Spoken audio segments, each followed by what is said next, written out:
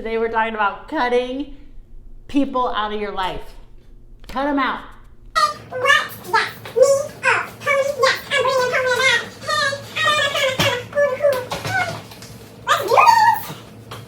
Have we had enough of that yet? Yes.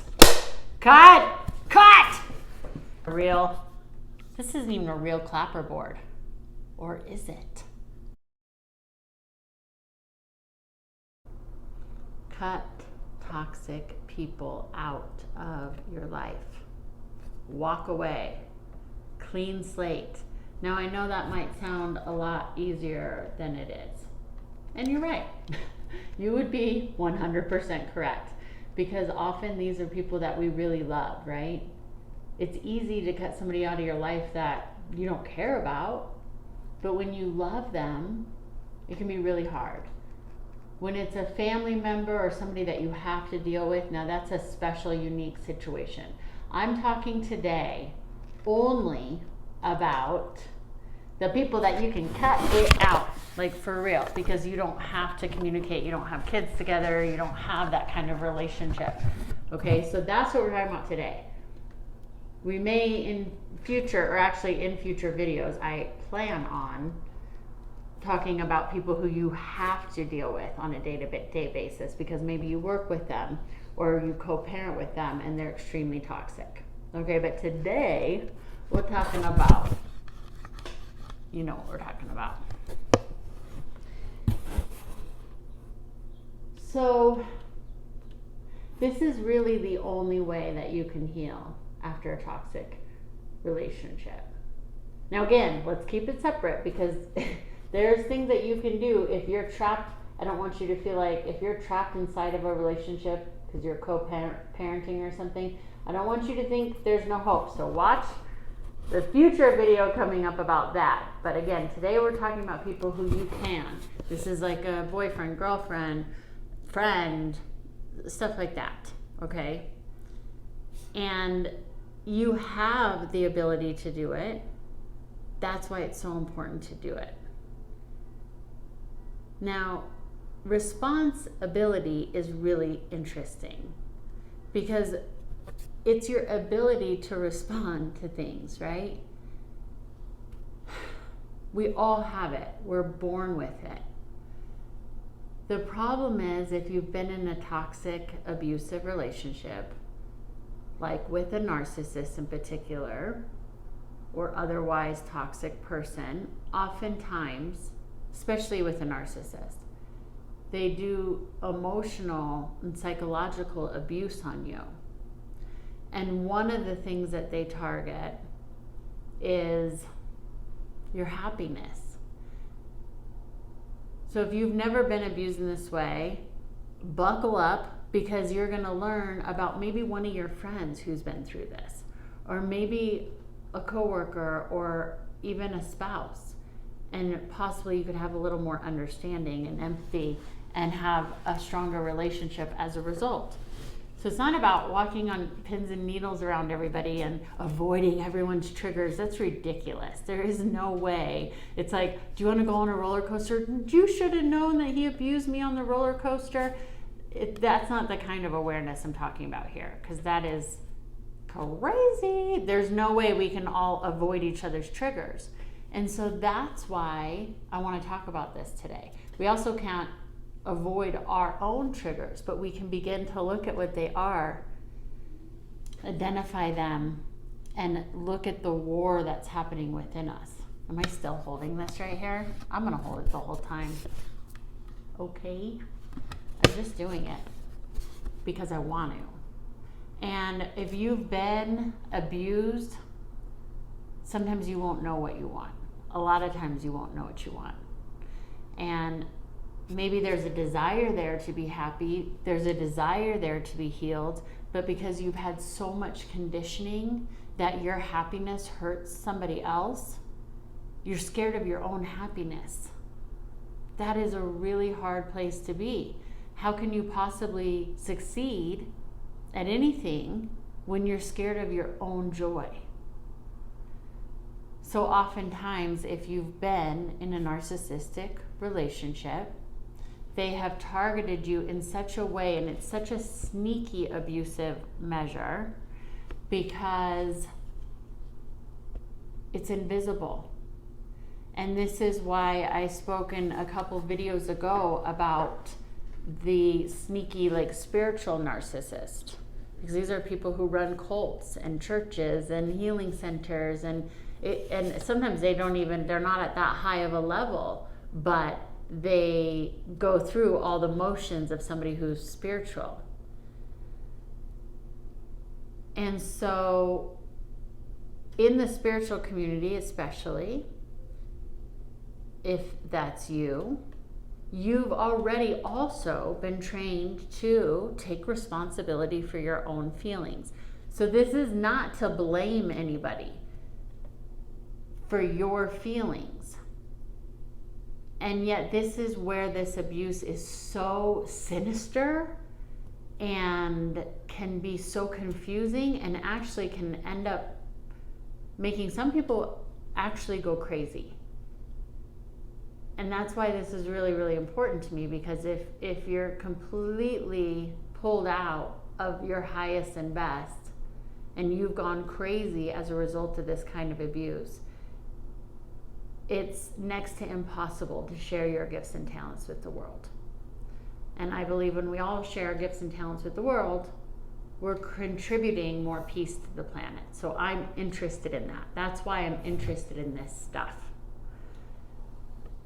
So what happens when you've been in a narcissistic, abusive relationship is that when the narcissist sees you happy, it irritates them. And what's weird is sometimes it can even be from the happiness that they brought you, but they don't want that happiness, because really they're in so much pain. It's a result of childhood trauma. And so really they're going back into that trauma over and over and over again. So when joy comes in, they don't like it because it's not comfortable to them. So they might do little things. Like, they're not going to just come out and say, I'm mad that you're happy, because that would be crazy, right? They might just say little things to begin. It depends how long you've been in this. If you've been in it with a family member, you've been trained for a lifetime. If you've been in it with a spouse, oftentimes it's because you were raised like that. And then we pick a spouse like that because it's comfortable. So just like the narcissist is comfortable with that pain and drama cycle, and they're not happy unless there's drama going on, they're not going to be content with peace. The person who's attracted to that, and this is where we can take responsibility. If you've drawn in that with friends and different people that you've dated, this is where we can take responsibility and empower ourselves to not keep picking this, to retrain ourselves towards the addiction, towards that drama as well. Because there's a part of us that's addicted to trying to people please, to trying to make an impossible person happy. Like, we're going to win an award if we make them happy, because they're so hard to make happy, right? Like, a lot of times, for those of you that have been watching me, I did stand-up comedy in another lifetime ago, and I did it professionally. And a lot of stand-up comics say that they had bad family lives. And so they tried to make mom happy. They tried to make dad happy. They tried to make whoever happy by telling jokes. So we learn sometimes how to behave to try to, like, get joy out of somebody. But somebody who doesn't really want that, it can be so hard. Because they might say things like, say you get a promotion at work. They might say, oh, that's great. I'm really happy for you. I had such a bad day. So it's just, I felt like I didn't even want to talk to you because, you're so positive and all this good stuff is happening for you. And I'm just in a really bad place. So it's okay. I'm not going to bother you with it. I'm going to talk to my really good friend so-and-so because they'll understand. Don't worry. I want you to be happy. I want you to celebrate. This is great for you.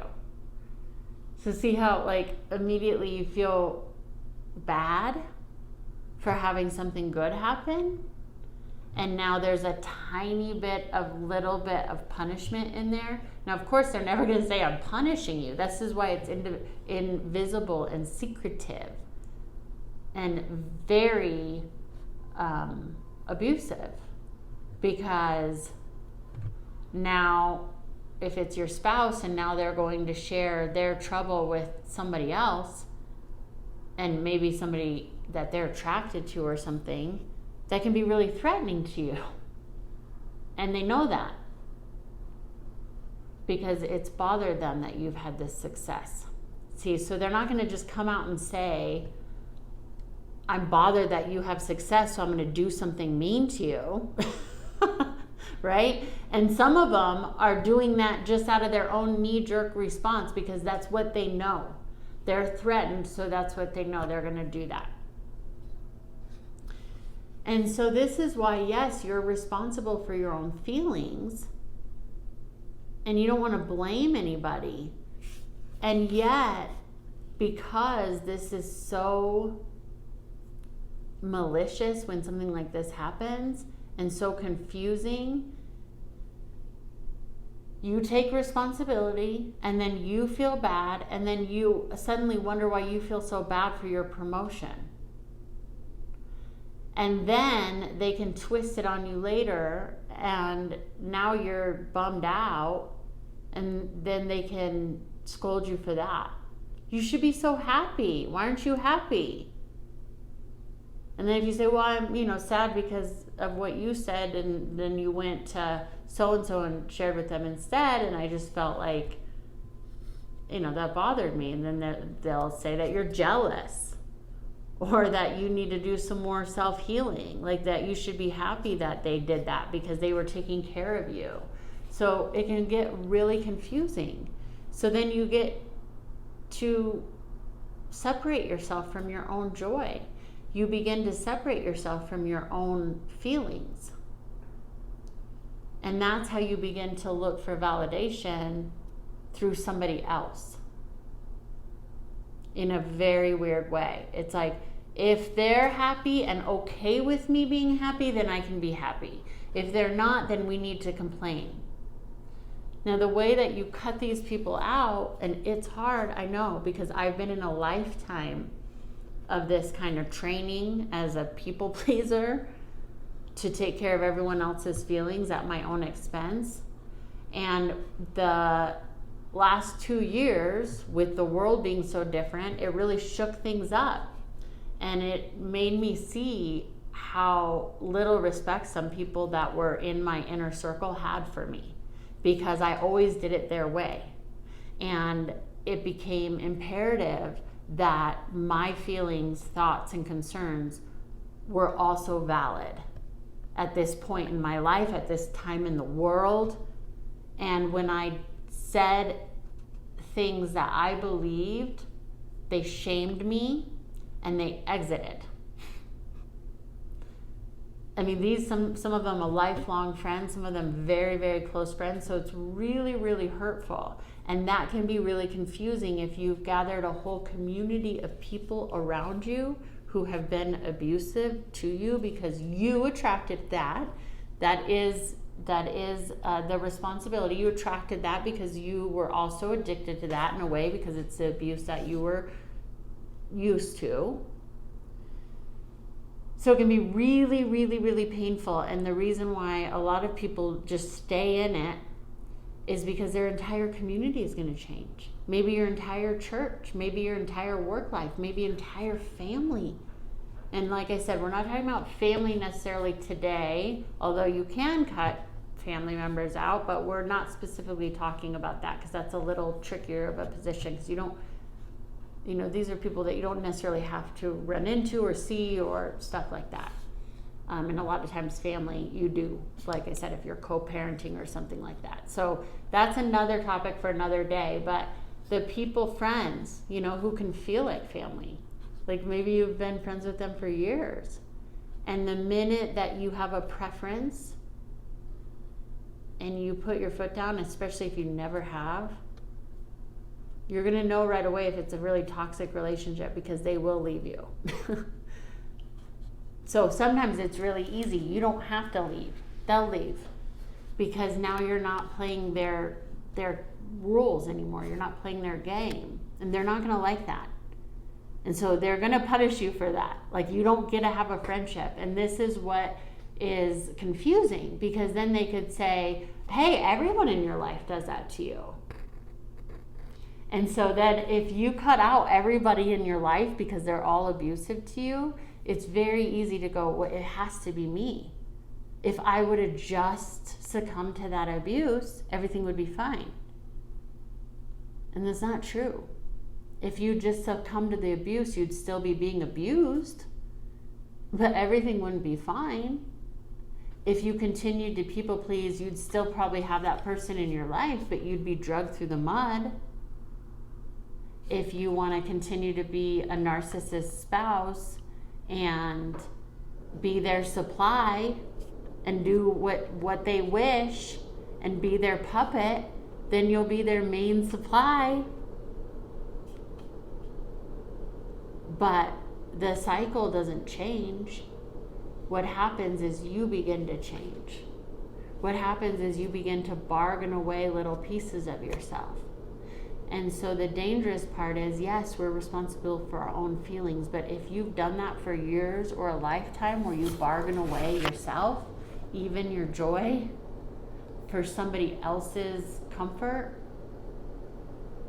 you begin to not recognize yourself. So then when somebody says you're responsible, you take it from a shame place. Yeah, I'm responsible for all the bad things. Even my happiness makes people upset. Yes, I know I do it all wrong. I take all the responsibility. It can be just such a weight until you're suffocated. And some people, it can kill them if you allow it. Especially if everybody around you is saying that message. But you've clicked on this video for a reason. And the reason why I'm braving up here and walking out and letting people walk out on me is that I've had enough. I don't want to continue that cycle with my daughter. So either people evolve and they grow and they change, or cut them out. I'm not perfect at all. I'm learning, but I have an awareness. So that's why I know that I'm not a narcissist, because I have empathy, I have an awareness of this, and also because I put my feelings like way beyond last. I'm just now learning to put my feelings first, whereas a narcissist always puts their feelings first. So you might even have those thoughts like, wait, am I the narcissist? Because if everybody leaves, you're like, wait, am I the toxic person? And those toxic people will try to tell you that. I've even had ex-boyfriends come back and say, oh, I knew that you were terrible. No wonder why, X, Y, and Z. And so because you keep attracting that experience, now they have like a posse, even though they might not even know these people. But they'll use those people against you because you keep experiencing the same thing over and over with different people. That's why it's so important to cut them out. And when you do, you begin to attract new people. You really do. That's what's been happening in my life. So this morning I caught myself because unfortunately my dad was very, quick to have a hot temper, and that's how he was raised. There was not a lot of love, right, in his family at all. Like, he had to work at a very young age. He supported his whole family. It was a tough upbringing. And then he was in Vietnam. I mean, it's tough stuff. Different life. So when I was a kid, it could go from like really happy to like explosive pretty quick. And this morning we were getting ready to leave. I'm not like explosive on my daughter, but I lose my patience sometimes. And we were getting ready to leave to go to school and all the things. And then I was like, Faith, hurry up. Faith, hurry up. And then I'm like, Faith, hurry up. Like that. And then she just crumbled to the ground and she was so defeated, and I saw that look on her face and it hit me, that awareness. I thought, I wouldn't want a spouse to talk to me that way. I wouldn't want a friend to talk to me that way. That was rude. That was rude. Yeah, we have to go, and yes, we have certain things that we have to follow, but I don't need to treat her that way. That was inappropriate. So I sat down with her on the kitchen floor and I said, that was rude of me. I don't want to talk to you that way. I want to try better. That's something that I learned that I don't like it, but it's a habit in my body. So I want to retrain myself, I told her. And she's 5 and she gets it. So I said, just like you make mistakes, I make mistakes. That's not the type of mommy I want to be. Yes, we have to go and we have to hurry, but there was a much more polite choice I could have made. And I'm sorry. And she forgave me, and I appreciate that, because that's growth, because then maybe she won't have that habit at all and won't pass it on to her kids. So then I tried again, I'm like, Faith, could we hustle up? And she's like, sure, mommy. And so I know I have that in me, and that's where I can take the responsibility. When you feel triggered, it's nobody's responsibility to not trigger you, but it's to go, oh, there's that stuff. Here's that thing I learned. I don't like it. I'm going to unlearn it. I'm going to try something else. So the thing that I've never done is speak about narcissist abuse, ever. Because I never wanted the narcissist to get off on that, A. And B, I never wanted them to point the finger back at me, because I know the smear campaigns they do. And so I always try to take the high road by just being quiet about it. But then I keep attracting more and more. So one of the new habits that I'm creating in my life is talking about it, is doing something new. I'm talking about it now. So after you have broken away, you need to take some time alone. You need to take some time alone so that you can get back to joy, peace, comfort. What are my feelings, and what are the things that I've just learned as habits? Like my daughter said to me, she said, when you act that way, it's like I'm looking at a stranger. I said, oh my gosh, Faith, that is exactly it. You know why? Because you are. That's not who I really am. And when we break those contracts with ourselves over and over, and we act from a place that is not who we really are, we lose ourselves. That's when you become lost. That's when you can become so depressed, because you've gotten so far away from who you are. And what's really hard is that it was out of good intention to try to make somebody happy who you loved. So you need to spend time alone and get back to your own joy, get back to your own heart, get back to your own peace, so that you can begin to separate and realize what is yours and what isn't yours. When I snap like that, that's not me. I know that's not me. It doesn't feel natural in my body. So for today, what I would really like to impart is that you can cut toxic people out of your life. It will be painful at first, and you're going to have to retrain yourself, just like I'm retraining myself. But with all this open space around me from the people who've left, some lovely people who've come in, and other people in my life who've been there all along, who now I have more energy for, who don't play that game, who allow you to have feelings, including joy. So it does get better, I promise you that, but it is a muscle, and I'm working on it right now as we speak by even talking about this.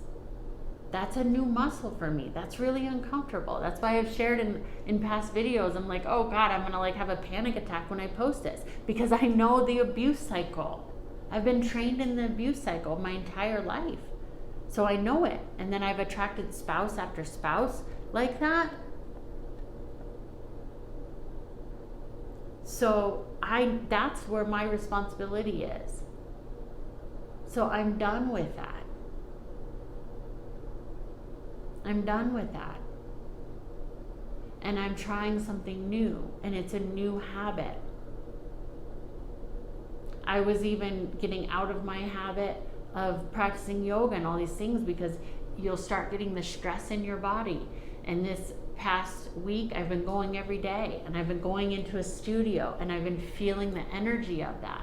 So I encourage you to keep doing things that you enjoy, because often you'll stop and you'll try to analyze and figure out, where did it go wrong when I was just trying to love this person? Why do they hate me so much? That is so painful and so confusing.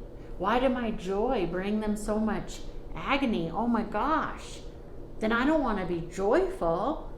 Oh my gosh, what do I do? If me just being me is like annoying and like angering people who I love, what do I do?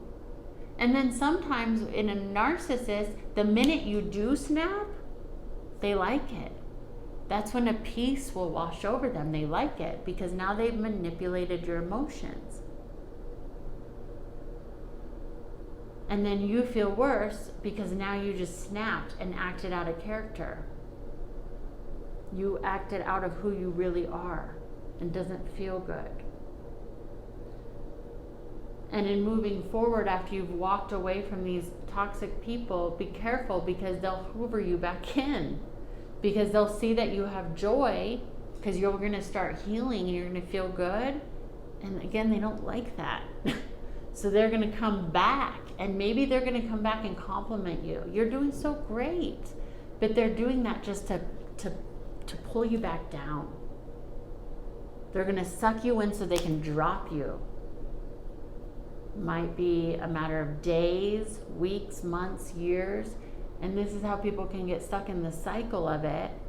And it's exhausting. Healing from these relationships is exhausting. It takes a lot of mental gymnastics. It takes a lot of physical energy. And if they hoover you back in and you go back in, there's a lot of shame there. I've been there, done that. Like Ralph Smart says, I've been there, done that. I got the t-shirt. Been there. Too many times. All the concerts, all the shows.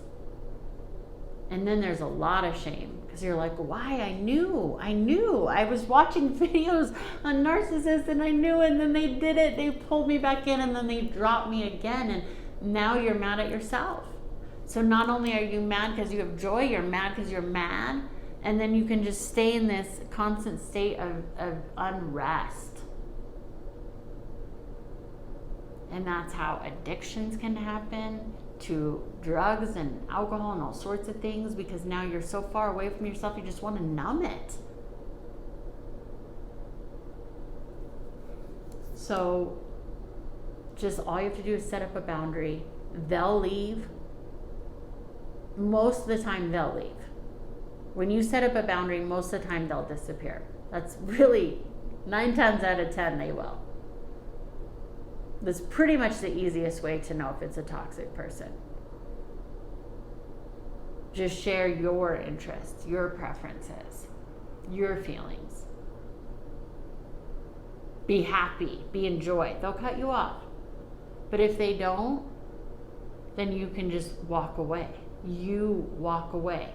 You're not in that scene anymore. It's going to be uncomfortable because it's like you're learning a new play. You're in a whole new movie, right? So like I was talking to a client of mine yesterday, and it's like, it's as if you were, in Les Mis and you're on Broadway for 6 months in Les Mis, and it's very heavy. It's poverty ridden, it's heavy, it's like, oh my gosh, right? If you're rehearsing for that show and doing that role every single day, it's not going to make sense for you to all of a sudden play Phoebe from Friends in Les Mis. It doesn't make sense. It doesn't match up with the energies. So you have to leave the Les Mis set and go way over to the Friends set and get in that feeling tone. It's going to be uncomfortable because they're like night and day. Totally different. It's going to be uncomfortable at first to be in the friend set, in this happy, positive, silly vibe.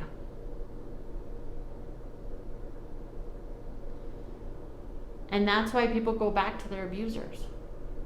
And people think, why in the world? You escaped. Why would you go back? Well, because it's what you know and it's comfortable. And then when everybody that you knew is shaming you and everyone around you is doing the same thing, you think it must be you. So you take responsibility and you go back to them. You apologize. I should have enjoyed the bad treatment. I'm sorry. It sounds ridiculous, but this is what happens. So many of the people that I work with don't allow themselves joy. They are so hard on themselves. So often artists have been abused. And that's why we want to share. Not because from an abused place, it's healing. Art is healing. I just saw somebody post out on Facebook today that she was abused as a kid and then she began to paint. And she said it was the only thing that brought her calm because her family life was so rough. That painting brought her the peace. She wished it was calm like her friend's house, but it wasn't. So the painting gave that to her. Comics are born often from just trying to make abusive people or sad people laugh.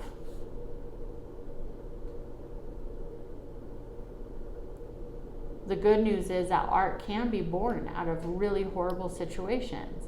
And that's what I'm here to do, is help you. No matter what, you can create something great out of the worst situation you can. A great film could be written about your most toxic situation. And you can express it and heal through it and possibly help somebody else. But you don't have to keep living this toxic cycle. You can break out of it. It's going to be uncomfortable at first. Isolate a little bit so that you can be with your own feelings. It's going to take a while to get to know what your own preferences are.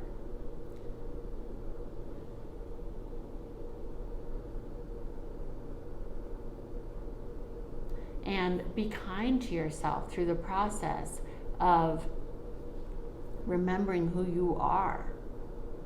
There's going to be little painful moments, like this morning with my daughter, and I thought, oh my God, that is not who I want to be. That's not who I am. That's not even who my dad was at his core. These are learned behaviors, but we can stop. We can unlearn them, and we don't have to pass them on. But it's going to be a little uncomfortable. So take time for yourself. Retrain yourself. Get to know what your own preferences are. Start doing things that you enjoy. Either continue doing things that you enjoy already, or sometimes you've given up all the things you enjoy. So start finding things that you enjoy and just do it. I love yoga, and yet it's felt like such a chore. I'll be honest, it's felt like such a chore because I knew that it was going to connect me with who I am. And there's a part of me, an old habit, that wants to just identify with the old pain body self so that I can react and do whatever. I want to get in touch with who I really am because there's pain there in knowing where I separated from me. But I've been loving going because every time I come back into self. And I'm like, damn, you're pretty cool, Leah. I like you. I've been mean to you. I've been so mean. And I make up with myself. And it feels so good. But the mind will try to trick you because it's used to doing that other thing. It's used to being in Les Mis. Cut, new scene, new play, new movie, recast, fresh slate. And when you recast, we're not always going to take all the cast members, right? Everyone from Les Mis is not going to be in Friends. There might be some people, right? Not every crew goes to the new set. Some people might, so don't feel bad. I mean, feel bad if you want to, but the higher self part knows it's okay to let these people go. It's okay. It's a new season, new cast. And if the show's working really well, and it's doing really good, then you can keep the cast members. But if they're not, you got to recast, and it's okay. So I'll be doing future videos on what to do with family and things like that. But really, I encourage you to take time for yourself, check in with who you are and what you enjoy, as simple as that is. You start there and grow from there. Anybody who loves you will also love your joy and light. They won't be threatened by it. They won't hate you for it. They'll love you for it. It's who you are. It's your authenticity. Anyone who shames you for being authentic, which is light, love, peace, joy, is not your people. Doesn't mean that you don't get sad, right? But somebody who is healthy is not going to shame you for being happy. I promise you got this. Thank you so much for being here. I'm here for you. We're in this. We're doing it. We're breaking through to the other side, okay? Cut. Take 2. Oh, this next act is so much better. Just wait. So good. You got this. High five.